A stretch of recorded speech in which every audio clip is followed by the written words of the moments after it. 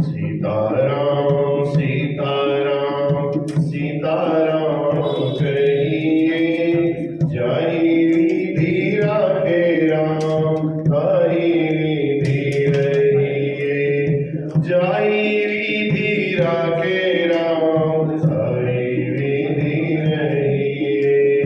सीताराम सीताराम सीताराम कहिए, जय विधि राखे राम, हरि विधि रहिए। मुख में हो राम नाम, राम सेवा हाथ में। मुख में हो राम नाम, राम सेवा हाथ में। तू अकेला नहीं प्यारे, राम तेरे साथ में। तू अकेला नहीं प्यारे, राम तेरे साथ में। विधि का विधान जान, हानि लाभ सहिए। जय विधि राखे राम, हरि विधि रहिए। सीताराम सीताराम सीताराम कहिए, जय विधि राखे राम, हरि विधि रहिए। किया अभिमान तो फिर मान नहीं पाएगा। किया अभिमान तो फिर मान नहीं पाएगा। होगा प्यारे वही जो श्री राम जी को भाएगा। होगा प्यारे वही जो श्री राम जी को भाएगा। करे आशा त्याग शुभ काम करते रहिए। जय विधि राखे राम, हरि विधि रहिए। सीताराम सीताराम सीताराम कहिए, जय विधि राखे राम, हरि विधि रहिए। जिंदगी की डोर सौंप हाथ दीनानाथ के। जिंदगी की डोर सौंप हाथ दीनानाथ के। महलों में रखे चाहे झोपड़ी में वास रे। महलों में रखे चाहे झोपड़ी में वास रे। धन्यवाद निर्विवाद राम नाम कहिए, जय विधि राखे राम, हरि विधि रहिए। सीताराम सीताराम सीताराम कहिए, जय विधि राखे राम, हरि विधि रहिए। आशा एक राम जी से दूधी आशा छोड़ दे। आशा एक राम जी से दूधी आशा छोड़ दे। नाता एक राम जी से दूजा नाता तोड़ ले। नाता एक राम जी से दूजा नाता तोड़ ले। साधु संग राम रंग, अंग अंग रंगिए। जय विधि राखे राम, हरि विधि रहिए। सीताराम सीताराम सीताराम कहिए, जय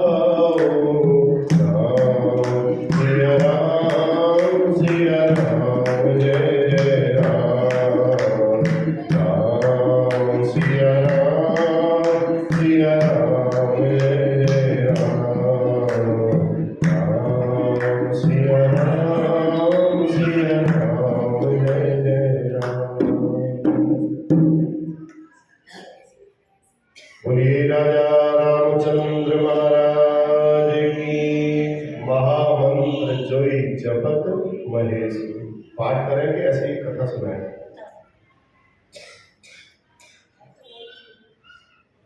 महामंत्र कौन है? राम नाम का जो मंत्र है, इसको भगवान शंकर जी कहते हैं महामंत्र जोई जपत महेशु। महेश माने शंकर जी कहते हैं इस महामंत्र का जो पाठ करता है काशी मुक्ति हेतु उपदेशु। काशी में जो जाकर के मरते हैं उनकी मुक्ति हो जाती है, ऐसा शंकर जी कहते हैं। लेकिन जो इस महामंत्र का जाप करते रहते हैं, इस महामंत्र का उच्चारण करते रहते हैं, वो जहाँ रहे, जिस हाल पर रहे, उनको काशी जाने की आवश्यकता नहीं पड़ेगी, उनकी स्वयं ही मुक्ति हो जाएगी। तो राम नाम की इतनी महिमा है। महिमा जासु जान गण राव। गणेश जी भी सर्वप्रथम जो पूजे हुए वो इसी भगवान राम की विशेष कृपा से ही हुए। राम नाम की महिमा इतनी विशेष है। गणेश जी महाराज प्रथम पूज्य हो गए। भोलेनाथ अपने आदर्श परिवार, भोलेनाथ के परिवार में जितने भी सदस्य हैं सभी भगवान के नाम का जाप करते हैं। राम राम राम राम राम राम राम राम। भगवान शिव हो, माता पार्वती हो या कार्तिकेय हो, जितनी शक्तियां हो वो सब शिव के परिवार में जो भी है वो सब महामंत्र का ही जाप करते हैं। तो भगवान श्री राम का नाम ब्रह्म से भी बड़ा है। इतना बड़ा है राम का नाम, राम से बड़ा राम का नाम। वो कैसे? एक बार देवता, दैत्य और मानव, मनुष्य भगवान शिव के पास पहुंचे। तीनों, धनुष, मनुज और दानव। दैत्य हो गए, देवता हो गए और मनुष्य हो गए। ये तीनों जब शंकर जी के पास पहुंचे और आपस में झगड़ा करने लगे, तो शंकर जी ने पूछा, भैया झगड़ा क्यों करते हो? कहा, महाराज हमको रामचरित्र सुना दीजिए आप। भोलेनाथ कहते हैं भी आपने, भोलेनाथ से कहते हैं, ये तीनों लोग कहते हैं आपने जो 100 करोड़ श्लोक इस रामायण में जो लिखे हैं आपने, ये आप कृपा करके हमको प्रदान कर दीजिए।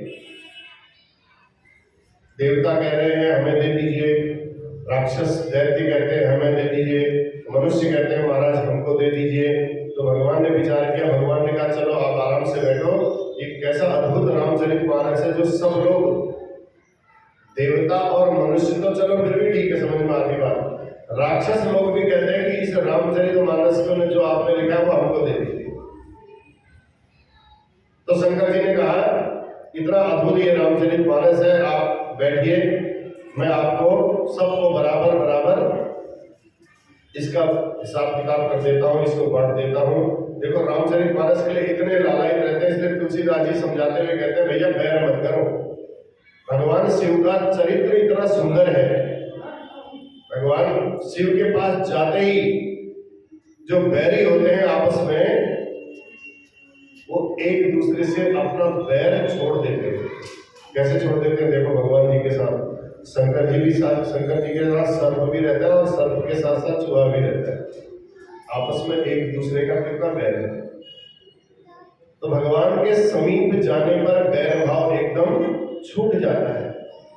चूहा और सर्प एक साथ रहते हैं, बैल और सिंह एक साथ रहते हैं, मोर और सर्प इनका भी आपस में बैर है, ये भी एक साथ रहते हैं। तो ये सब परस्पर बैर भाव को त्याग करके रहते हैं। इसलिए भगवान शिव ने समझाया हम 100 करोड़ श्लोक का बंटवारा करेंगे, आप निश्चित हो जाइए।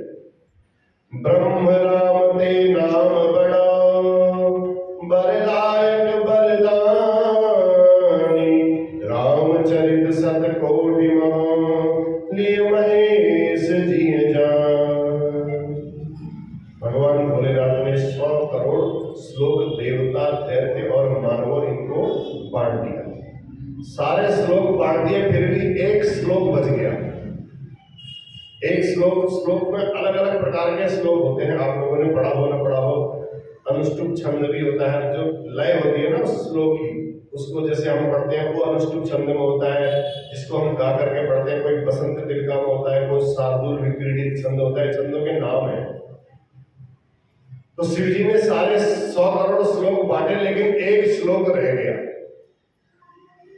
अब वो एक श्लोक अनुष्टुप छंद में था। अनुष्टुप छंद उसमें होते हैं 32 अक्षर। जो अनुष्टुप छंद होता है उसमें 32 अक्षर होते हैं। वागर्थावि संपृक्तौ वागर्थ प्रतिपत्तये जगतः पितरौ वंदे पार्वती परमेश्वरौ, ये अनुष्टुप छंद है। त्वमेव माताश्च पिता त्वमेव बंधुश्च सखा त्वमेव, ये अलग छंद है, ये बसंत तिलका छंद है। तो अनुष्टुप छंद रह गया है, सबको बांट दिया 100 करोड़ श्लोक तीनों को, एक अनुष्टुप छंद रहा, उसमें होते हैं 32 अक्षर। तो भगवान ने, शिव जी ने सोचा अब क्या किया जाए, तो 10 10 30 तीनों को बांट दिए, तो अक्षर बचे रा और म। वो राम को भगवान शंकर ने अपने हृदय में धारण कर लिया। बोल शंकर भगवान की। उसको अपने राम नाम को अपने हृदय में सुशोभित करके भगवान शंकर उन्हीं का जाप करने लगे। तो भगवान श्री राम का नाम निर्गुण ब्रह्म जो दिखाई नहीं देता उससे भी बढ़ करके है, सगुण ब्रह्म से भी बढ़ करके है। तब गोस्वामी जी कहते हैं भैया राम से बड़ा राम का नाम। तो इसलिए राम एक तापस दिय तारी, नाम कोटि खल कुमति सुधारी। जय। एक अहिल्या का उद्धार भगवान ने, श्री राम ने किया, देखो। और जब नाम जिन्होंने जप किया, खाली बैठे बैठे आप भी कर रहे हो हम भी कर रहे हैं, नाम का उन्होंने किसी को देखा नहीं नाम जप करने वाला कौन है। कोई पैसे वाला है, कोई गरीब है, कोई अमीर है, कोई ब्राह्मण है, क्षत्रिय है, वैसे ये सब नहीं देखा। जिसने नाम का जाप किया उसका करोड़ों लोगों का उस नाम ने उद्धार कर दिया। भगवान राम ने खाली एक अहिल्या का उद्धार किया। उस जंगल में जा रहे थे, जाते जाते उस शिला पर पांव रखा तो अहिल्या का उद्धार हो गया। लेकिन जो नाम है वो करोड़ों दुष्टों की बिगड़ी हुई बुद्धि को भी उसने सुधार दिया। दंडक बल प्रभु कीन सुहावन, जनमन अमित नाम किए पावन, सबरी गीत सुसेवकनी सुगति दीन रघुनाथ। इन सबको भगवान ने अपने आप सुगति दी, सबरी को दी, गीत को दी। नाम उगारे अमित खलो, जो अमित खल माने बहुत ज्यादा दुष्ट हैं, जिन्होंने नाम का उच्चारण किया उन सबको उत्तम गति भगवान ने प्रदान कर दी, मुक्ति दे दी। परंतु नाम की विशेषता इतनी है, भगवान के राम ने तो एक एक लोगों को, सबरी को, गीत को, इन सब सेवकों को उत्तम गति दी। लेकिन भगवान का जो नाम है, नाम उगारे अमित खल, जो बहुत से दुष्ट थे उन दुष्टों का भी भगवान के नाम ने उद्धार कर दिया। इसलिए राम का नाम महामंत्र है। ये शंकर जी कहते हैं, हमारा और आपका बनाया हुआ नहीं है। शंकर जी कहते हैं राम नाम महामंत्र है। इसका जो जप करते हैं, इसका जो हमेशा मुंह में रहता है जिनके, उनको मुक्ति मिलनी ही मिलनी है, इसमें कोई संशय की बात नहीं है। राम सुकंठ विभीषण दो, राखे शरण जान सबको। राम जी ने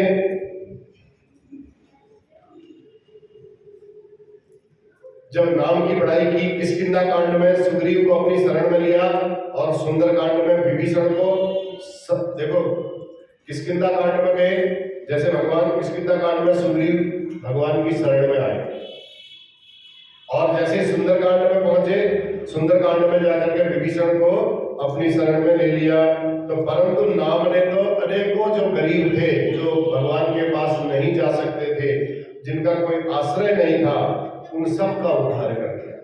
राम भालु कभी कटुक बटोरा, सेतु हेतु श्रम कीन न थोरा, नाम लेत भव सिंधु सुताई, करम विचार सुजन मन माही। राम भालु कभी कटुक बटोरा, सेतु हेतु श्रम कीन न थोरा, राम सिया राम जय जय राम, राम सिया राम जय जय राम।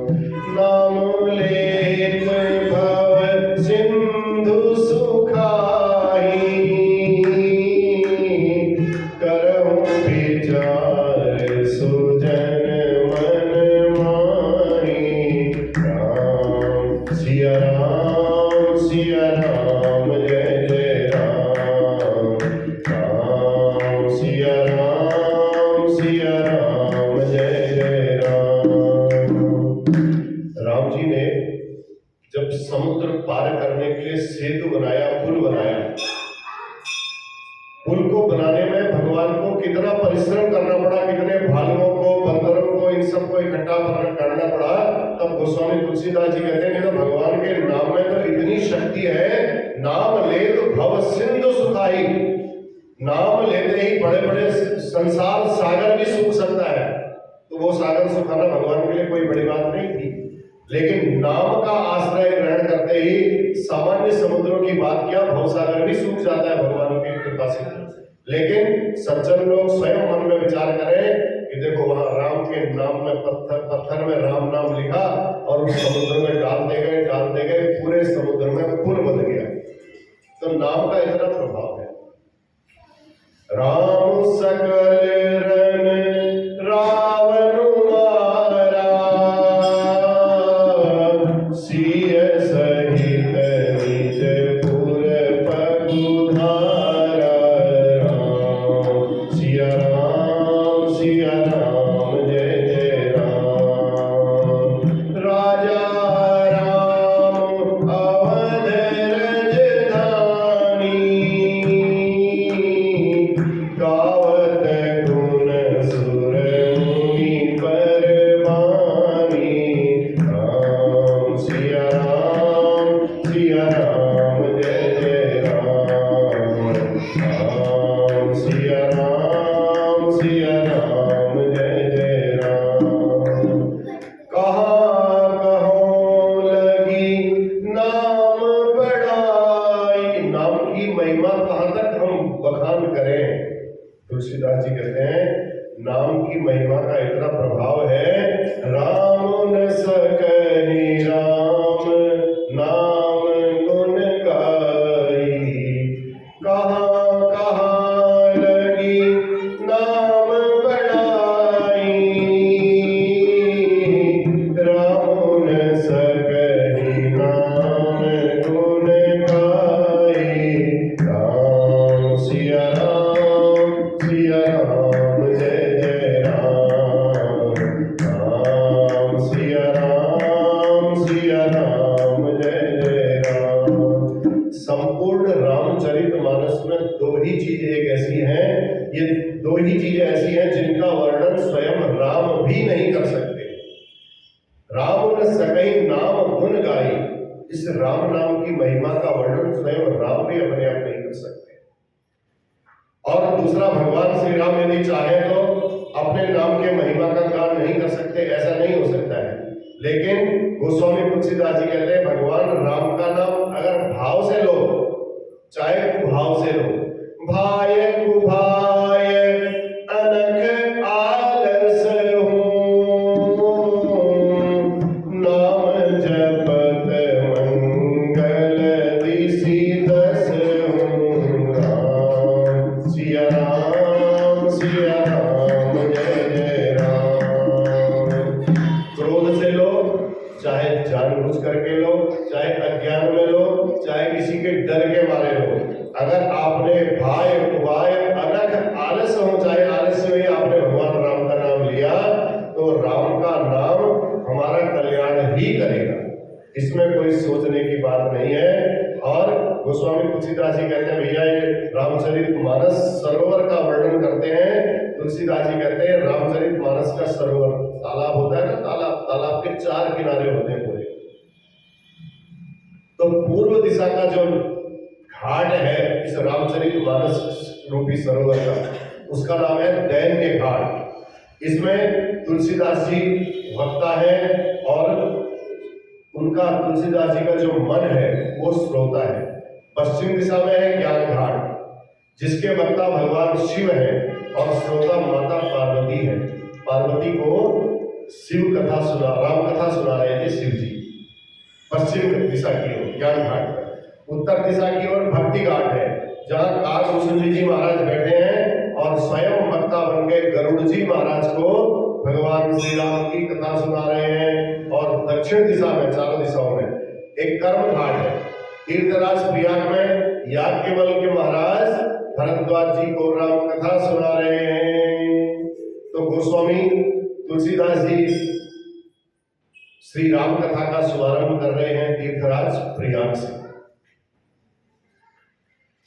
यह श्री रामचरित मानस एक ऐसा सरोवर है, जैसा अभी आपको बताया सरोवर में 4 घाट है, उन चारों घाटों में कोई न कोई श्रोता और कोई न कोई वक्ता बैठ करके राम कथा का गुणगान कर रहा है। गोस्वामी तुलसीदास जी महाराज श्री राम कथा का शुभारंभ कर्म घाट से कर रहे हैं।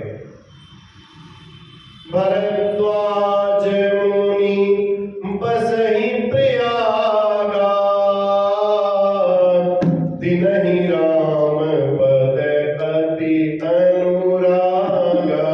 राम सिया राम जय जय राम, राम सिया राम जय जय राम। तीर्थराज प्रयाग में कथा प्रारंभ होती है। देखो, तीर्थराज प्रयाग में भरद्वाज मुनि, बड़ा उनका सुंदर पवित्र आश्रम है। प्रतिवर्ष जब माघ के महीने में प्रयाग में कुंभ लगता है, सूर्य मकर संक्रांति के दिन से, प्रतिवर्ष जब सूर्य मकर राशि में प्रवेश करते हैं, तब सभी लोग त्रिवेणी में स्नान करने के लिए तीर्थराज प्रयाग पधारते हैं। तो कौन कौन आते हैं तीर्थराज प्रयाग में उस समय देखो। देव तनुज किन्नर नर श्रेणी, सादर मंजहि सकल त्रिवेणी। राम सिया राम जय जय राम, राम सिया राम जय जय राम। देवता भी आते हैं, दैत्य भी आते हैं, किन्नर भी आते हैं, मनुष्यों का सब समूह सब आदर पूर्वक आकर के वहां त्रिवेणी संगम में स्नान करते हैं। स्नान करने के बाद फिर वहां एक भरद्वाज मुनि का आश्रम है, उस आश्रम में जाते हैं और वहां पूरे माघ के महीने भर, माघ मास पर्यंत वहां रुकते हैं और सब अपने अपने आश्रमों को उसके बाद लौट जाते हैं। इस प्रकार तीर्थराज प्रयाग में प्रत्येक संवत में यह आनंद होता है। हर वर्ष प्रतिवर्ष माघ के महीने में ऐसा आनंद होता है। तो एक बार जब सब मुनि लोग अपने अपने आश्रमों को लौट गए, स्नान हो गया, भरद्वाज मुनि के आश्रम में गए, वहां प्रणाम किया, तब भरद्वाज जी ने याज्ञवल्क्य मुनि उनके यहाँ आए हुए थे, तो याज्ञवल्क्य मुनि के चरण पकड़ लिए भरद्वाज जी ने और उनसे बड़ी विनम्र वाणी में, पुनीत वाणी में कहने लगे, नाथ एक संसव बड़ मोरे, करगत वेद तत्व सब तोरे। महाराज, एक मेरे मन में बड़ा संदेह हो रहा है। कौन कह रहे हैं? भरद्वाज ऋषि कह रहे हैं। किसको कह रहे हैं? याज्ञवल्क्य मुनि को कह रहे हैं। उस संदेह का आप निवारण कर दीजिए प्रभु, उसके बाद आप अवश्य चले जाइएगा, मेरा निवेदन है। अब याज्ञवल्क्य जी ने पूछा, बताओ। भरद्वाज ऋषि से कहा, क्या आप पूछना चाहते हैं प्रभु, बताइए। तब भरद्वाज जी कहते हैं, महाराज मुझे संदेह हो रहा है, कहने में अच्छा भी नहीं लग रहा है। आप इतने बड़े ऋषि हो और कहने में मुझे लज्जा आ रही है कि आपके सामने में इस बात को मैं कहूं तो कहूं कैसे। भय इस बात का है कि आपको कहीं ये न लगे कि मैं आपसे प्रश्न कर रहा हूं, आपकी परीक्षा ले रहा हूं। याज्ञवल्क्य जी कहते हैं, मुझे इस बात का डर है कि कहीं मुझे आपको ऐसा न लगे, भरद्वाज जी कहते हैं, आपको ऐसा न लगे कि कहीं मैं आपकी परीक्षा ले रहा हूं। दूसरा भय मुझे ये लग रहा है, लज्जा इस बात की आ रही, मैं हूं वाल्मीकि का शिष्य। भरद्वाज जी जो है वाल्मीकि के शिष्य हैं, इतने बड़े विद्वान वाल्मीकि, और मैं उनका शिष्य होकर के भी आपसे ये बात पूछ रहा हूं। तो आज तक मेरे मन में संशय बना हुआ है महाराज, आज तक मैं ये जान नहीं पाया कि राम कौन है। भरद्वाज जी देखो प्रयाग में रहते, इतने ज्ञानी हैं, लेकिन आज तक उनकी समझ में ये बात नहीं आई, संशय ही बना रहा कि राम कौन है। किंतु फिर भी महाराज मैं आपसे पूछूंगा, संत वेद पुराण मुनि सब यही कहते हैं कि भैया गुरु के साथ दुराव करने पर भी अगर विवेक विमल की मति प्राप्त नहीं होती है तो इसलिए आप कृपा करके मेरे इस संशय का समाधान कर दीजिए। मैं आपके साथ कोई दुराव नहीं कर रहा हूँ, कोई आपकी परीक्षा नहीं दे रहा हूँ, लेकिन मैं सच्चाई से जानना चाहता हूँ। मेरे मन में संशय है, राम कौन है? राम कवन प्रभु पूछम तो ही। मैं आपसे एक बात पूछना चाहता हूँ, राम कौन है महाराज? काही बुझिए बुझाई कृपा निधि कोई। आप मुझे समझाइए हे गरुड़ जी। तब भगवान बड़ा सीधा प्रश्न किया कि भैया राम कौन है? तो भोले बाबा से माता पार्वती भी यही प्रश्न एक बार पूछ रही थी। सती ने भोले बाबा से पूछा कि भैया आप राम जी के बहुत गुणगान करते हो, राम है कौन? काकभूषुंडी जी से गरुड़ जी ने यही प्रश्न किया कि राम कौन है। देखो तीन व्यक्ति ने किया, भरद्वाज जी ने याज्ञवल्क्य मुनि से किया कि राम कौन है, सती जी ने भगवान शंकर से प्रश्न किया राम कौन है, और काकभूषुंडी जी ने से गरुड़ जी ने पूछा कि राम कौन है। तो याज्ञवल्क्य जी को बड़ा अच्छा लगा, मुस्कुराते हुए कहने लगे भरद्वाज जी हे ऋषिवर, अब आप अपनी बुद्धि से ही बता दो, अच्छा आप क्या सोचते हो राम के बारे में? आपको क्या लगता है कि राम कौन है? कृपा करके आप ही बताओ। तब भरद्वाज जी कहते हैं महाराज राम जी का चरित्र मैं क्या, सारा संसार ये भगवान राम के इस चरित्र को जानता है। सब कहते हैं एक राम अवधेश कुमारा, तिनकर चरित विदित संसारा। राम सिया राम जय जय राम, राम सिया राम जय जय राम। नारी वीर दुख लहे हो अपारा, भयउ रोष रण रावण मारा।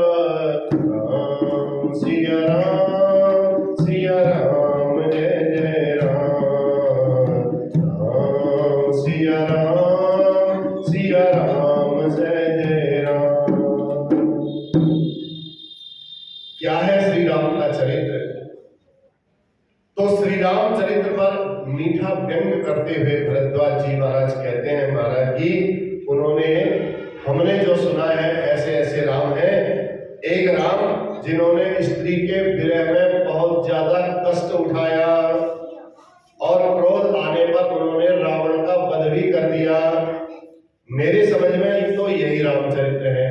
भरद्वाज जी ने बोला किंतु हे प्रभु मेरे मन में संशय भी है, मैं आपसे जानना चाहता हूं कि राम कौन है? क्या ये दशरथ एक राम अवधेश कुमारा, क्या ये दशरथ नंदन राम ही परब्रह्म राम है या कोई और राम है? परब्रह्म कोई और है, वही है या अलग है? इस बारे में भी कृपा करके आप बताएं। दशरथ नंदन राम कोई और परब्रह्म राम कोई और। कृपा करके मेरे संशय का समाधान कर दीजिए। मुझे विस्तार से आप राम कथा सुनाइए जिससे मेरे सारे संशयों का समाधान हो जाए। तब भरद्वाज जी के इस वचन को सुनकर के याज्ञवल्क्य जी को हंसी आई और वो भरद्वाज जी को पता है कि संशय की निवृत्ति राम कथा से ही हो सकती है। अगर किसी को संशय है तो राम कथा ही एक ऐसी है वो संशय की निवृत्ति कर सकती है। क्योंकि जिस रोगी को अब सिर दर्द होगा तो सिर दर्द की ही दवाई दी जाएगी, पेट दर्द होगा तो पेट दर्द की ही दवाई दी जाएगी। इसलिए याज्ञवल्क्य जी को हंसी आई। जाग बलिक बोले मुस्काई, वो हंस करके बोले याज्ञवल्क्य मुस्कुराते गए भरद्वाज जी आप राम को जानते तो है, तत्वतः क्या है? बस आप भगवान श्री राम के मंगलमय इस कथा को सुनना चाहते हैं ऐसा प्रश्न करके। कभी कभी किसी बात को अगर जानना हो ना तो थोड़ा सा एक जिज्ञासा रख दो किसी के आगे, मेरे को जानने की बड़ी इच्छा है किसी बात को, तो अगर उनको ज्ञान होगा तो उस बात को बहुत डिटेल से बहुत विस्तार से आपके सामने में श्रवण करवाएंगे।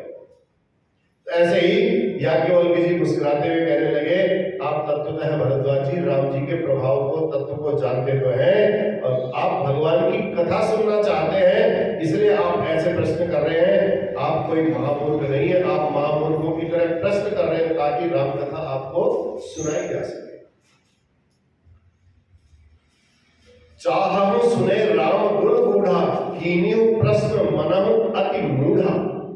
महामूर्ख की तरह आप प्रश्न इसीलिए कर रहे हैं, आप राम कथा सुनना चाहते हैं। भरद्वाज जी जैसा संदेह आपको हुआ है, ऐसा ही संदेह एक बार माता पार्वती को सती जी को। महादेव जी ने विस्तार से जब राम कथा सुनाई तो उनको भी ऐसा ही संदेह हो गया जैसा आपको हुआ है। ऐसे ही संशय कीन भवानी, महादेव तब कहा बखानी। राम सिया राम जय जय राम। राम सिया राम जय जय राम। पार्वती जी जानती तो थी कि राम है तत्व, पर ब्रह्म है, लेकिन जब उन्होंने देखा स्त्री के विरह में रोते रोते जंगलों से पूछ रहे हैं, वृक्षों से पूछ रहे हैं, हे खग हे मृग मधुकर श्रेणी, तुम देखी सीता मृग नयनी। जितने वृक्ष मिल रहे हैं वृक्षों से पूछते जा रहे हैं, तुमने कहीं मेरी सीता को देखा? ये दृश्य देख करके सती जी के मन में भी संशय हो गया। बस तो जानते हैं कि भगवान है, तत्वतः तो जानती है सती माता पार्वती माता। तब स्वयं भोलेनाथ ने माता पार्वती की प्रशंसा की और कहा, तुमहीन संशय से मोहन माया। भोलेनाथ कहते हैं आपको संशय नहीं है, आपके अंदर न तो संशय है न भ्रम है, मैं जानता हूं। पार्वती को कहते हैं भगवान शंकर जी, आप समाज के कल्याण के लिए राम कथा दान करवाना चाहती है, मेरे मुंह से राम कथा सुनवाना चाहती है, इसलिए आप ये प्रश्न मेरे से कर रही है। इस प्रकार मां पार्वती को तत्व में कोई संदेह नहीं था।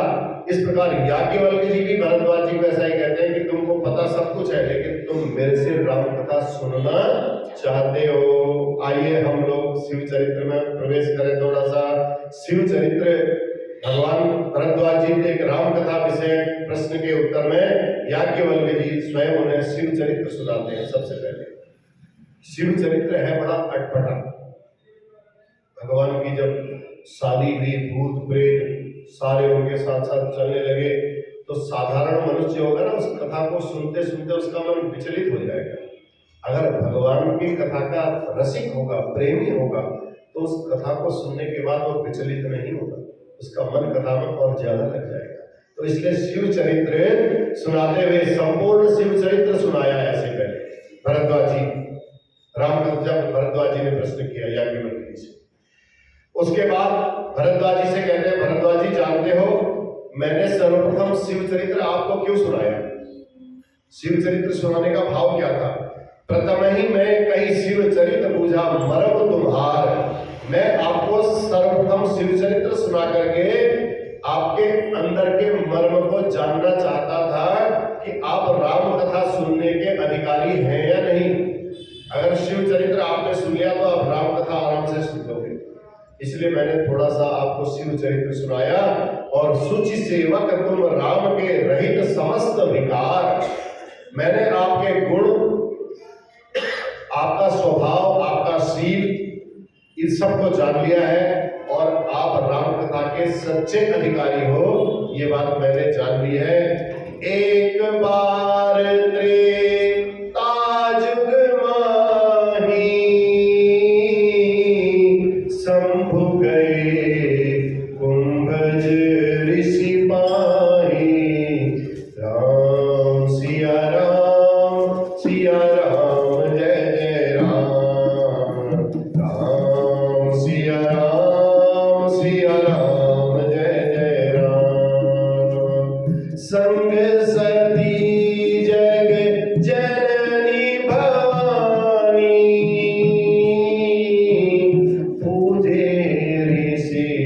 अखिलेश्वर जानी राम सिया राम जय जय राम राम सिया राम जय जय राम। त्रेता युग की एक बार बात है, भोले बाबा माता सती को साथ ले जाकर के एक बार त्रेता जुग मानी शंभु गए कुंभज ऋषि पानी। सती माता को साथ लेकर के राम कथा सुनने के लिए कुंभज ऋषि के आश्रम में भगवान शिव पार्वती के साथ सती जी के साथ पहुंच गए। कथा सुनिए, बड़ी सुंदर। जो साक्षात समुद्र है, भगवान शिव साक्षात समुद्र है, वो इतना अथाह गहरे हैं, उनको तो उनकी था पाना बड़ा मुश्किल है, लेकिन वो भी कथा सुनने कहाँ गए? कुंभज ऋषि पाही, जिसका जन्म घड़े से हुआ हो उसके पास गए। तो ऋषि के पास जाने की यह विशेषता है और ये राम कथा की है, क्योंकि जब हम अपने को, मैं इतना बड़ा हूं, मैं कथा सुनने क्यों जाऊं, अपनी उपाधि को जब तक हम त्याग करके कथा श्रवण करने नहीं आएंगे तो कथा हमारी समझ में नहीं आएगी। तो इसलिए भगवान इतने बड़े शंकर थे, देवाधिदेव महादेव, वो सब उपाधि त्याग करके छोड़ करके कुंभज ऋषि के पास सती माता को साथ लेकर के चल दिए। हो गया ठीक। सुनने के लिए जो अगस्त ऋषि के आश्रम में गए, जो साक्षात समुद्र के अवतार, समुद्र के बराबर गंभीर है,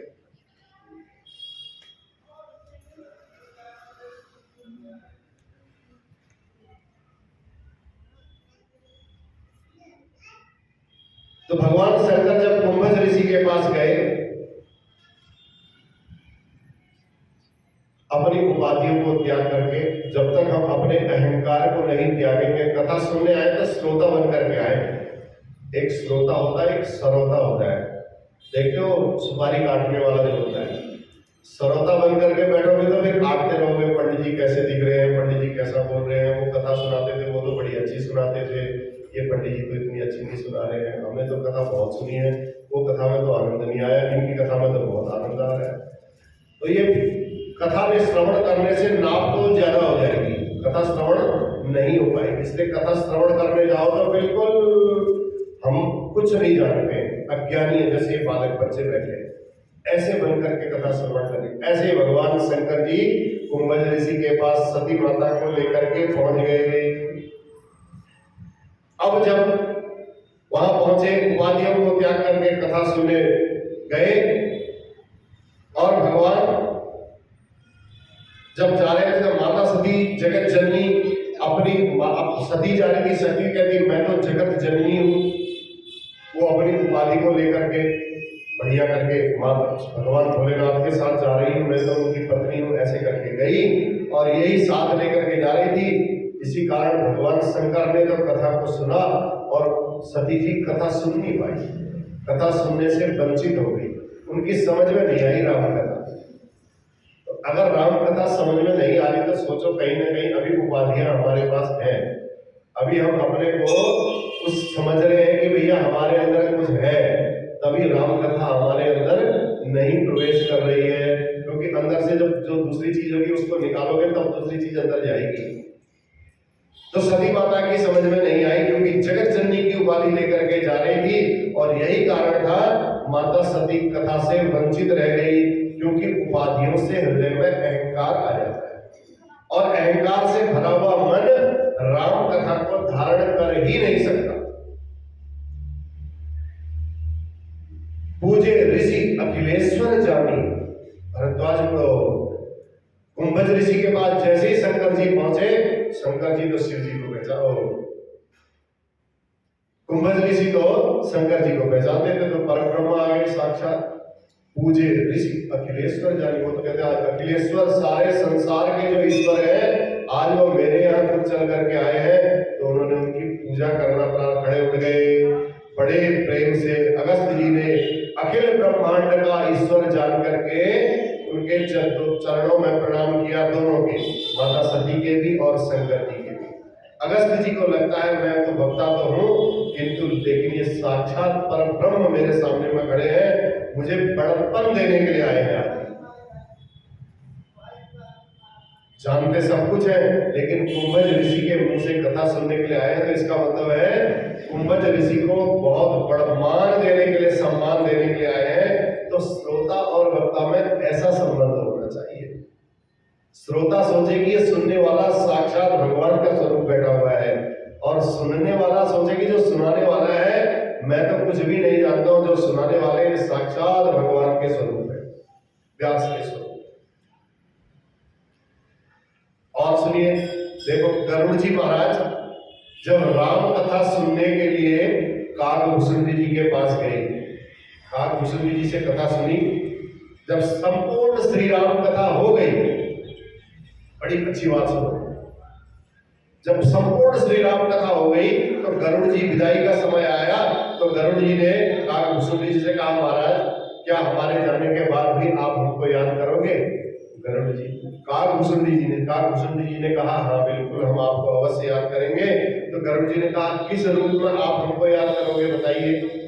तो काकभूषण जी कहते हैं भैया हम आपको इस रूप में याद करेंगे कि आप पक्षियों के राजा होकर के भी और भगवान का वाहन होकर के भी, सबसे बड़े तो आप पक्षियों के राजा हो गरुड़, और भगवान विष्णु का वाहन हो, आप पर्सनल सेक्रेटरी हो भगवान के, आप इतने पक्षियों के राजा होकर के भी, और पक्षियों में जो सबसे निम्न कोटि का पक्षी होता है कौवा, काकभूषण जी कौन थे? कौवा थे।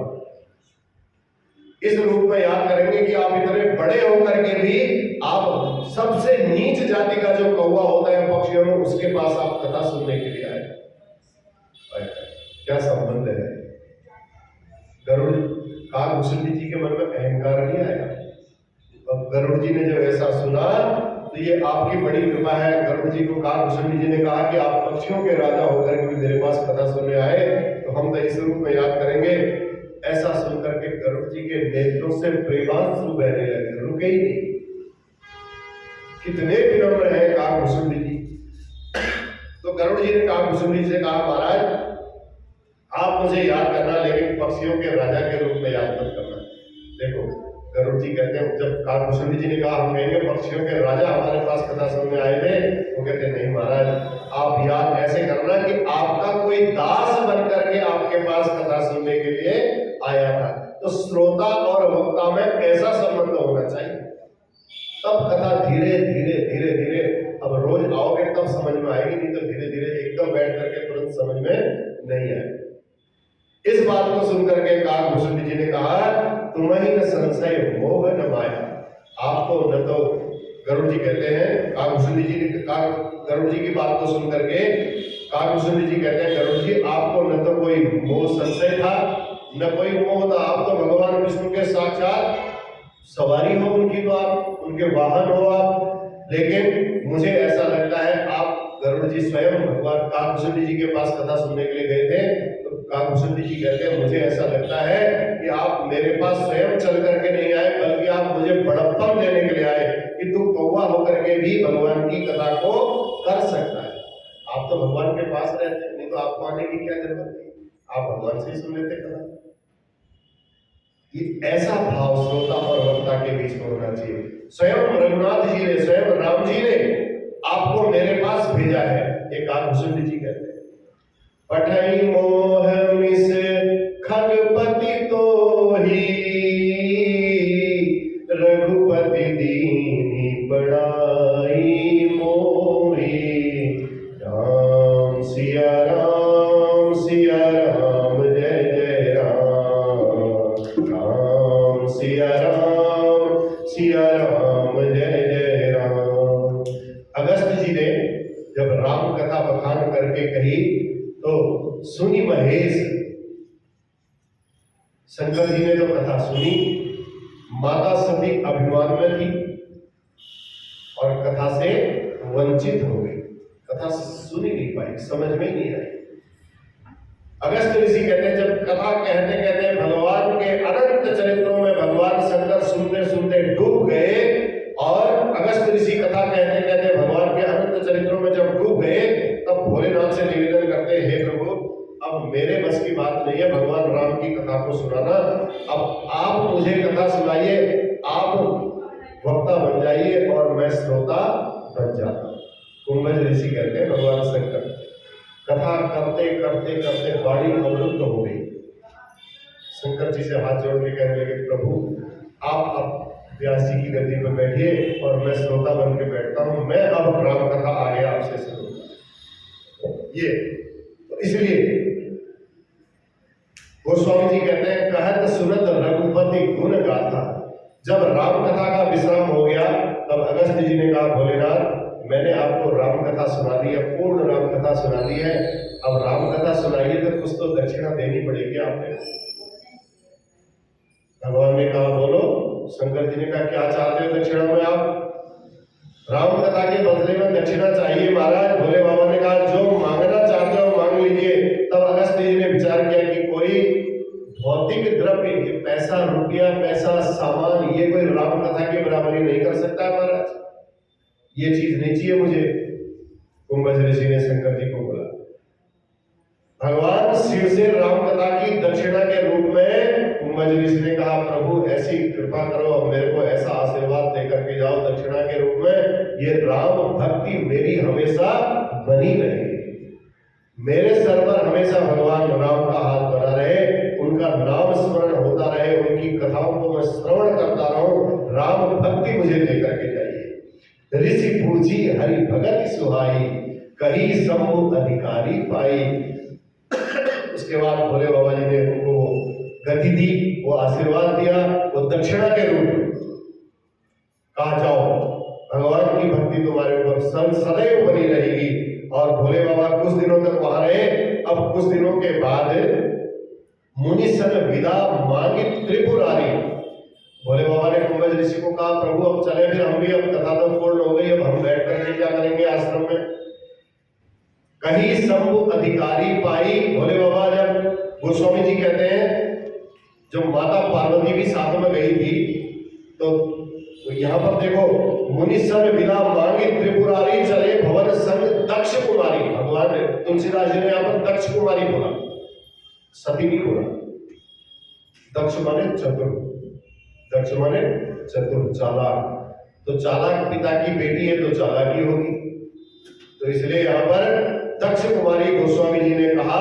तो दक्ष का अर्थ हो गया चतुर। तो कहने का भाव है, गोस्वामी जी ये कहना चाहते हैं, ये भाव दर्शाना चाहते हैं कि चतुरता के कारण भगवान राम की कथा नहीं सुन पाई सती, अपने को जगत जननी समझ बैठी।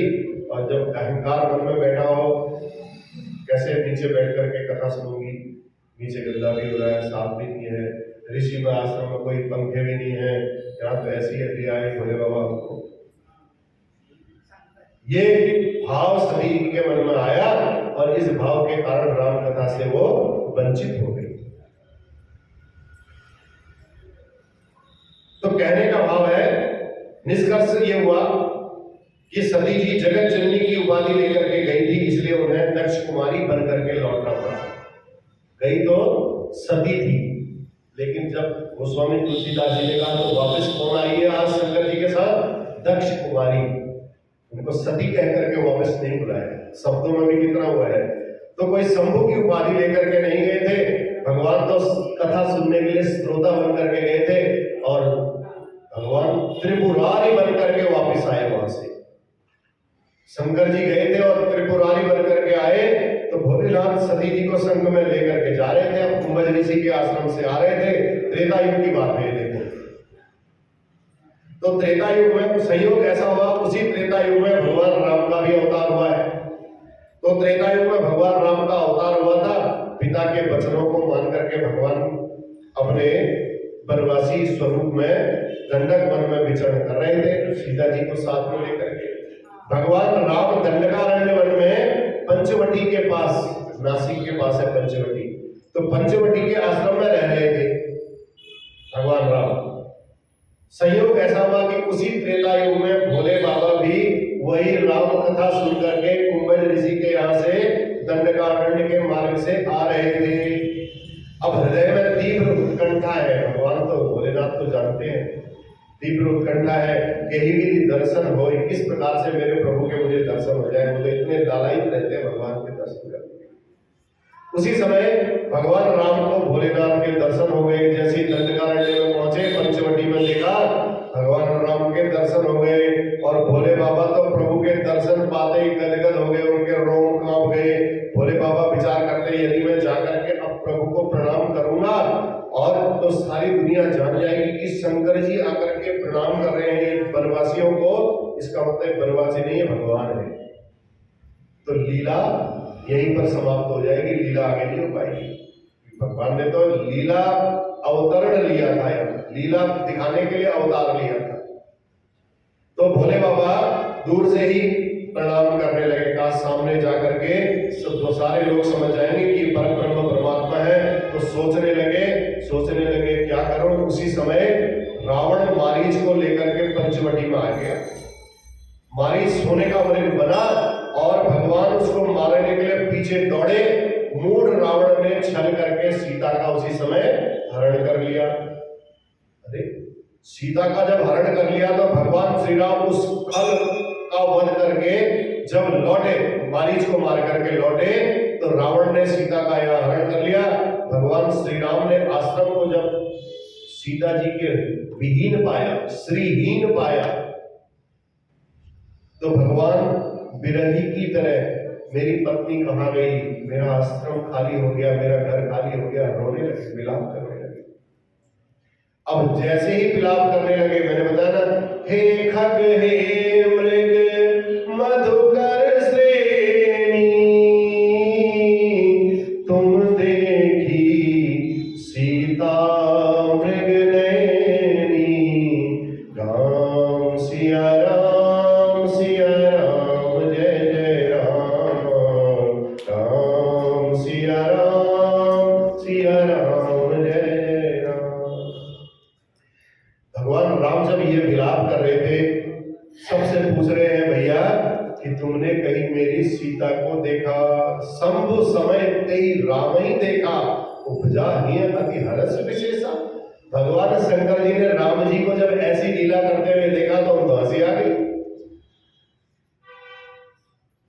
वो तो विरह में, देखो भगवान यहाँ केवल एक लीला करने के लिए आए हैं। जैसे राम लीला होती है, राम लीला में क्या होता है, मैं किसी को राम का पात्र बना करके ले जाऊं, रावण का पात्र बना करके ले जाऊं। जब राम जी ने लक्ष्मण जी को शक्ति लगी, अब रामलीला हो रही है, मैंने बढ़िया करके सजाया, सिखाया उसको, भैया ऐसे ऐसे तुझे विलाप करना है, देखने वाले दर्शकों को लगना चाहिए कि वास्तव में ऐसा विलाप होता है। अब लक्ष्मण को शक्ति लगी है, भगवान राम अपनी गोदी में बिठा करके रो रहे हैं, दर्शक भी रो रहे हैं उनकी लीला देख करके, लेकिन उनके साथ जो पर्दे के पीछे जिसने राम बनाया था ना उनको, वो हंस रहा है, वो कहता है इसने अभिनय बहुत अच्छा किया, एक्टिंग अच्छी की इसने। आज शंकर जी कह रहे हैं कि भगवान प्रभु आप जिस कारण से इस धराधाम पर पधारे थे, उस धराधाम में पधारने की एक्टिंग बहुत अच्छी कर रहे हो। अब शंकर जी को आ रही है हंसी। शंकर जी को जैसे ही हंसी आई, शंभु समय ते ही राम ही देखा, उपजा ही अति हर्ष विशेषा। भोलेनाथ के आंखों से तो प्रेमाश्रु बह रहे हैं और हृदय में अंदर से बहुत खुशी हो रही है।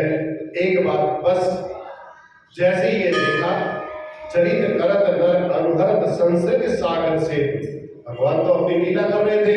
तो दूसरा कारण है कि भोलेनाथ और भगवान के आपस में तीन संबंध है। क्यों हंसे भगवान, क्यों रोए? सेवक भी है और स्वामी भी है एक दूसरे के। राम जी शंकर जी के सेवक है, सेवक शंकर जी राम जी के सेवक है। राम जी शंकर जी के स्वामी है, शंकर जी राम जी के स्वामी है। सेवक स्वामी सखा सिय पी के, ये एक दूसरे के स्वामी है और एक दूसरे के सेवक भी है और एक दूसरे के सखा भी है। तो इसलिए जब बहुत सुंदर अभिनय हुआ तो प्रसन्नता तो होगी, तो प्रसन्नता के कारण हंसी आई।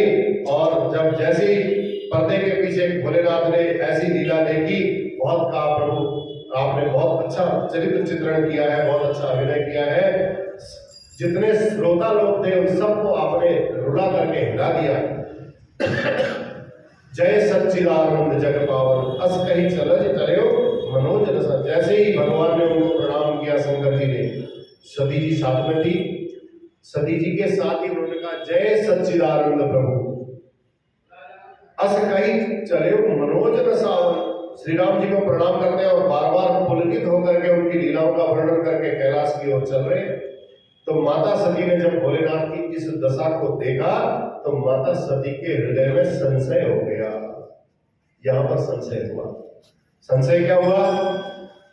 सती जी को दो बातों को लेकर के संशय हुआ। कहा पहले तो मेरे पति हैं जगतपति शंकर जी, और इन्होंने एक साधारण से वनवासी राजकुमार को देख करके प्रणाम किया। ये जगतपति कैसे जगतपति? उनको जगतपति सच्चिदानंद कह करके प्रणाम किया इन्होंने। ये कैसे सच्चिदानंद होंगे? मेरे पति इतने बड़े जगतपति हैं और सच्चिदानंद कह करके प्रणाम कर रहे हैं, जिनको यह भी पता नहीं कि उनकी पत्नी का हरण किसने किया है। उनको शंकर जी सच्चिदानंद कहते हैं। सती जी के मन में बात आ रही है और सती माता के मन में अपार संशय हो गया। यद्यपि सती माता ने प्रकट करके भोलेनाथ से कुछ कहा नहीं, लेकिन भगवान शिव तो अंतर्यामी है। सती जी के हाव भाव से वहीं पर जब चल रही थी, देख रही थी, बड़ा टेढ़ा मुंह बना रही थी, तो भगवान शंकर समझ गए कि इसके मन में संशय हो गया, मेरे प्रभु के प्रति इसके मन में संशय हो गया है। भोलेनाथ सती मैया से कहते हैं सुनहि सती तव नारी सुहाऊ संशय असन धरी उर काहू। आपका नारी का स्वभाव है, स्त्रियों का स्वभाव है, माताओं के स्वभाव में थोड़ा संशय होना स्वाभाविक है। उन्होंने सती जी ने कुछ नहीं कहा, लेकिन भगवान शंकर ने स्वयं ही समझा दिया, समझने वाले के लिए इशारा कर दिया। इसलिए भोले बाबा कहते हैं आपका नारी स्वभाव है देवी, आप संशय मत कीजिए। ये साक्षात परब्रह्म परमात्मा है जिनको मैं प्रणाम कर रहा हूं। ये वही परब्रह्म परमात्मा है जिनकी कथा अभी अभी हम सुन करके कुंभज ऋषि के यहां से आ रहे हैं। ये वही है जिनकी भक्ति मैंने अगस्त जी को प्रदान की। भगवान आशीर्वाद देकर के आए ना दक्षिणा के रूप में राम भक्ति का। ये जो राम भक्ति मैं कुंभज ऋषि को लेकर के आया हूं, ये वही राम है, ये मेरे इष्ट देव है, बड़े बड़े सिद्ध मुनि सदा जिनका ध्यान करते हैं। मुनि धीर जोगी सिद्ध संतत विमल मन देहि ध्यावहि कहि में निगम पुराण आगम जासु कीरति गावहि। सोई राम व्यापक ब्रह्म भुवन निकाय पति माया धनी अवतरे अपने भगत हित निज तंत्र हित रघुकुल मणि। भोले बाबा बार बार समझा रहे हैं सती जी को, किंतु सती के मन में वो उपदेश बैठ नहीं रहे, क्योंकि वो अपने को जगत जननी समझती है। भोले बाबा की बात भी उनके दिमाग में बैठ नहीं। तो ऐसा कैसे हो सकता है? आप इतने बड़े राजा और इस साधारण चलते हुए जंगल में जो घूम रहे हैं, इनको आप कह रहे हो कि ये वही है राम जिनकी हम कथा सुन करके आ रहे हैं, जिनकी राम भक्ति में लेकर के आया हूं मजलिसी को। भोले बाबा समझ गए, भोले बाबा जान गए, कहा भगवान की माया ही है जो ये कार्य कर रही है। लागन और उपदेश जदपि कहे शिवकार बहु बोले देश महेश हरि माया बल जान। भोलेनाथ समझ गए कि भगवान की माया इसके अंदर अपना प्रभाव डाल रही है। मुस्कुराते हुए भोले बाबा सती को कहते हैं जो तुम्हारे मन अति संदेह हो तो किन जाई परीक्षा ले हो। जैसे जाय वो ब्रह्मचारी करे सो जतन विवेक विचारी। जिस किसी प्रकार से आपका ये संशय जो मन में हो गया है ना, इस संशय को पहले दूर करो। मन में संशय नहीं होना चाहिए, डाउट नहीं होना चाहिए। अब पहले इस संशय को आप दूर करो, आप वही जतन करिए, लेकिन ध्यान रखना। भोले बाबा ने पहले अलर्ट कर दिया सती जी को, ध्यान रखना, विवेक से विचार करके ही परीक्षा लेना। इसको बाहर ले जाओ बालक।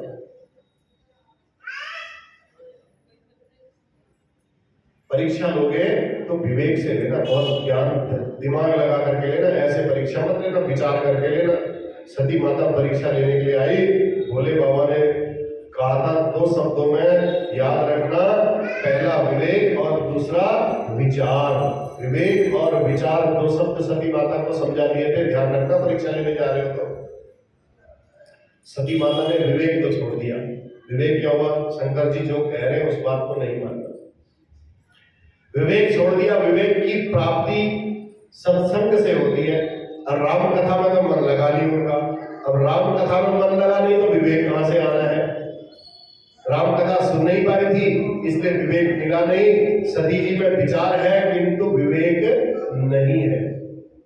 अब कई बार विवेकहीन विचार ही हमारे पतन का कारण बन जाता है। इसलिए कोई भी कार्य करो, विचार करो तो उसको विवेक भी होना चाहिए। इसको करने से, इसको बोलने से इसको दुख होगा कि सुख होगा? इस कार्य को करने से मुझे अच्छा लगेगा कि बुरा लगेगा? मेरे साथ कोई इस कार्य को करेगा तो कैसा लगेगा? विवेक और विचार दोनों का ध्यान होना चाहिए। तो सती माता ने विवेक से विचार नहीं किया, परिणाम स्वरूप उन्होंने सीता जी का रूप धारण कर लिया। अब राम जी, रावण तो हर के ले गया था सीता जी को। भगवान राम वहां जंगलों में पूछ रहे थे सीता जी कहाँ गई, सीता जी कहाँ गई। सती जी को लगा कि यही सबसे अच्छा मौका है, चलो सीता का रूप बना करके चला जाए। सीता जी का रूप बना लिया किंतु सीता जी के स्वभाव को नहीं बना पाई। सीता जी का जो स्वभाव था अब वो उनकी समझ में नहीं आया सती जी की सीता जी कैसी है। सीता जी कभी भी भगवान राम के आगे एक कदम भी नहीं चली आज तक अपनी जिंदगी में। और सती जी ने जैसे ही सीता का स्वरूप बनाया, सती जी आगे आगे भगवान राम यहाँ चल रहे हैं, आगे आगे सीता जी का रूप बना करके सती जी चल रही है। सती जी जैसी परीक्षा लेने के लिए आई है, ऐसे भगवान ने देखा। भगवान ने जैसे ही देखा, देखते ही भगवान उनको पहचान गए और पहचानते ही सती माता को प्रणाम किया। कहा, माते प्रणाम, आप अकेले ही आई हैं, शंकर जी कहाँ है? अरे सीता का रूप बना करके सती जी जब वहां पहुंची, सती जी ने सुना कि शंकर जी नहीं आए हैं, पूछ लिया तो अब इतना सा हो गया, छोटा सा। वहां से भगवान राम को प्रणाम करके शंकर जी के पास पहुंच गए। जिनका स्मरण करने मात्र से अज्ञान मिट जाता है, ऐसे सर्वज्ञ प्रभु श्री राम ने जब सती जी को सीता के रूप में देखा, भगवान समझ गए। भगवान ने उनको प्रणाम किया, कहा ये तो मेरी माता है। भोले बाबा को छोड़ करके यहाँ कहां से आ गई? भगवान समझ गए कि सती उनकी परीक्षा लेने के लिए आई है। भगवान ने विचार किया कि माता जी परीक्षा लेने के लिए आई है, तो भगवान राम भी विद्यार्थी बन करके उनके सामने में परीक्षा देने के लिए दोनों हाथ जोड़ करके बैठ गए। जोरी पानी प्रभु कीन प्रणाम, पिता समेत लीन निज नाम। भगवान राम ने दोनों हाथ जोड़ करके कहा, मैं दशरथ पुत्र राम आपको प्रणाम करता हूँ। जरा यह तो बताइए भोले बाबा कहाँ हैं, मेरे भोलेनाथ कहाँ हैं? अकेले अकेले हे माता आप इस जंगल में क्यों घूम रही हैं, क्यों भ्रमण कर रही हैं? मानो श्री राम ने संकेत कर दिया कि माता जी आपने इस संशय के बल में विश्वास रूप जो शिव जी है उनका साथ छोड़ दिया। शिव जी का साथ तो विश्वास था आपका, और अब आपका कल्याण होने वाला नहीं है। इसीलिए हमारे जीवन में विश्वास दृढ़ है तो संशय हमारा कुछ नहीं बिगाड़ सकता। विश्वास होना चाहिए। यदि हमने विश्वास रूपी शिव को छोड़ दिया तो संशय के बल में हमको भटकना ही पड़ेगा, जिंदगी भर भटकना पड़ेगा। इसलिए सभी माता सुन रही है, मैं शंकर कर कहान माना, निज अज्ञान राम पर आना। राम सिया राम जय जय राम, राम सिया राम जय जय राम। सती जी कहती है मैंने भोले बाबा का कहना नहीं माना, ये सबसे बड़ी गलती कर दी। मैंने अपने अज्ञान को राम जी के ऊपर आरोपित कर दिया। अब भला मैं शिव जी के पास जाऊंगी तो शिव जी के तो आराध्य है, शिव जी को क्या उत्तर दूंगी? जाई उतरू अब देहु का उर उपजा अति दारुण राम सिया राम जय जय राम सिया राम जय जय राम। भगवान राम विचार करते हैं अभी भी सती जी के बच्चों बैठ जाओ, अभी भी सती जी के मन में समर्पण भाव नहीं आया। अभी भी इनके मन में ये चिंता है कि मैं शिव जी को क्या जवाब दूंगी। इसलिए भगवान राम सती माता को अपने विराट रूप का दर्शन कराते हैं। सती जी जहां देखती है भगवान श्री राम, इधर घूमती है श्री राम, उधर देखती है श्री राम, इधर देखती है राम।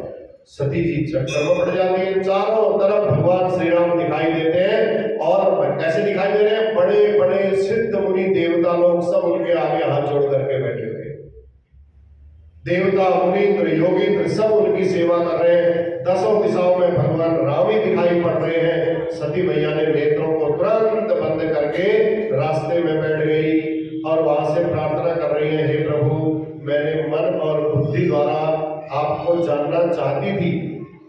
हे प्रभु आज मैं समझ गई कि आपको मन बुद्धि द्वारा जाना नहीं जा सकता है। इस शरीर से भगवान को पहचानना इतना आसान नहीं है। मैंने बहुत बड़ी गलती की। अब मैं समझ गई हूं कि आपको इस मन और बुद्धि के द्वारा भी नहीं जाना जा सकता है। भगवान के सुंदर स्वभाव को याद करते करते भोले बाबा के पास लौट रही है। जैसे ही भोले बाबा के पास पहुंची, गई समीप महेश तब हंसी पूछी कुशलात, लीनी परीक्षा कवन विधि, करो सत्य सब बात। माता सती जैसे ही भोलेनाथ के पास गई, महादेव जी मुस्कुराते हुए उनकी कुशलता पूछते हैं। सती जी जैसे ही पहुंची और कुशल पूछा, कहा देवी जी आप ठीक हैं? आप कहां से आ रही हैं? सत्य सत्य बताइए, आपने किस विधि से राम जी की परीक्षा ली? सती जी भगवान के प्रभाव को याद करके शिव जी से झूठ बोल देती है। तो सीता बन के गई कहेंगी तो भगवान को बड़ा दुख होगा। कछु न परीक्षा लीनी गोसाई, कीन प्रणाम तुम्हारी नाई। जैसे प्रभु मैं आपको प्रणाम करती हूँ, वैसे ही मैंने वहां जाकर के उनको भी प्रणाम किया। कछु न परीक्षा, कोई परीक्षा नहीं ली प्रभु, कोई परीक्षा नहीं ली। लेकिन भोलेनाथ तो अंतर्यामी है, उन्होंने ध्यान लगाया और भोलेनाथ कोई परीक्षा नहीं ली। आपने मन में संशय था और खाली प्रणाम करके तो तुम भी नहीं आई होगी, इतना तो भोले बाबा भी समझ गए। अच्छा देवी प्रणाम ही करना था तो यहीं से कर लेती, फिर मैं भी तो यहीं से प्रणाम कर रहा था, आप भी यहीं से प्रणाम कर लेते। तब आपने दूर से प्रणाम किया नहीं, वहां आपको जाने की जरूरत क्यों पड़ी? सती जी ने कहा भोलेनाथ मैंने यह सोचा कि आपका ही तो भाव था कि आप नजदीक जाकर के उनको प्रणाम करें, लेकिन आपने सोचा गए जान सब होय। अगर मैं वहां गया तो सब लोग जान जाएंगे कि ये भगवान राम नहीं है, साक्षात परब्रह्म परमात्मा है। अगर मैंने नजदीक जाकर के इनको प्रणाम करूंगा कि आप ये दुनिया जान जाएगी, आप भी तो ऐसा बोल रहे थे, तो मैंने सोचा जो काम आप नहीं कर पाए वही काम मैं कर दूं। पत्नी का अर्थ ही होता है पति की इच्छाओं को पूर्ण करना। तो इसलिए मैं नजदीक से दर्शन करके आती हूँ। भोले बाबा ने कहा भैया अब तू कुछ भी बोल। ध्यान तो भोले बाबा ने लगा लिया था। दाल में काला तो जरूर है। देवी को अगर प्रणाम करना था तो समझा समझा करके भोले बाबा भी हार गए। देवी ऐसा नहीं होता है, जिनको मैं प्रणाम कर रहा हूँ ये वही है। कितनी बार बताया, जिनकी कथा सुन करके हम आ रहे हैं वो यही है, जिनको मैं राम भक्ति लेकर के आया हूँ वो भी यही है। कई प्रकार से समझाया, तुम्हारी समझ में दूर से प्रणाम करने की बात ही नहीं है। कोई रहस्य जरूर है। तब भोले बाबा ने ध्यान करके देखा, सती जी ने जो चरित्र किया था वो सारा चरित्र भगवान भोलेनाथ ने देख लिया। और उसके बाद अरे राम राम सती ने सीता का वेश बनाया है, मेरी धर्मपत्नी ने मेरी माँ का वेश बना लिया। भोले बाबा को बड़ा दुख हुआ जब सती जी ने नहीं बनाया, तो भोले बाबा ने स्वयं ही कहा ये तो बड़ा अनर्थ हो गया है। लेकिन अपराध सती जी से हुआ है। आखिर यह अपराध सती जी से क्यों हुआ, तब मानस का विश्लेषण आप करें। भगवान ने सती जी के इस अपराध को 3 जगह बांट दिया।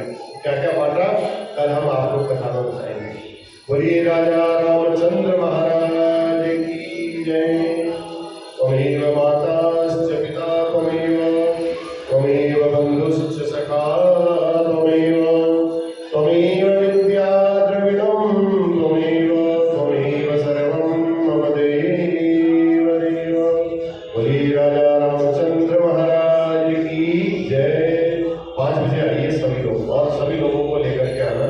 5 बजे सब लोग आ जाओ, 5 बजे से कथा प्रारंभ कर देंगे।